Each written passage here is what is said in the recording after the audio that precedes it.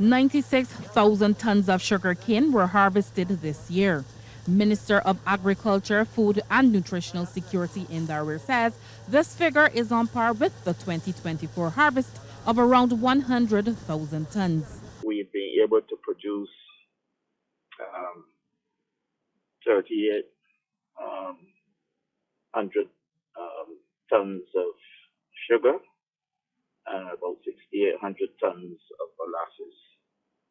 So the results are pretty much on par with what happened, given the fact that coming to the tail end of the sugar harvest, a lot of the cane that we were grinding was rot and stunted, and therefore the yield from those are usually not as high as where we start crop, where the canes are the best canes for harvest, for grinding.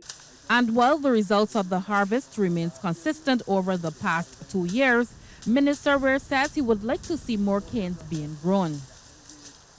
Yeah, we have to grow more canes because the Portville factory is going to go into renewable energy to produce biomass, and therefore you're going to need feedstock.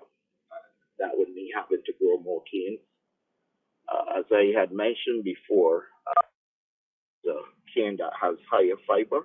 The 2025 harvest started early March and ended about 3 weeks ago.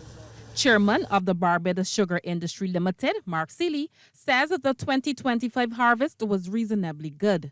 He says that there were good days when 2,000 tons of cane was being delivered to the Portville factory.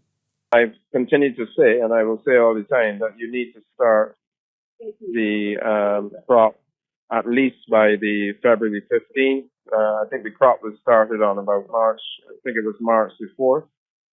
And then, of course, the factory had some teething problems for the first couple of weeks, which is normal, and it's not their fault.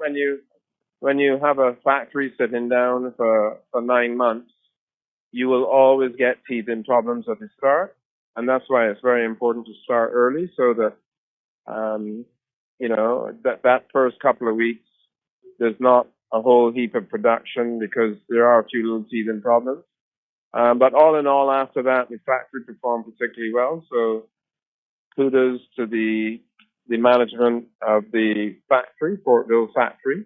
Plans are already underway for the 2026 harvest season. Anesta Henry, CBC News.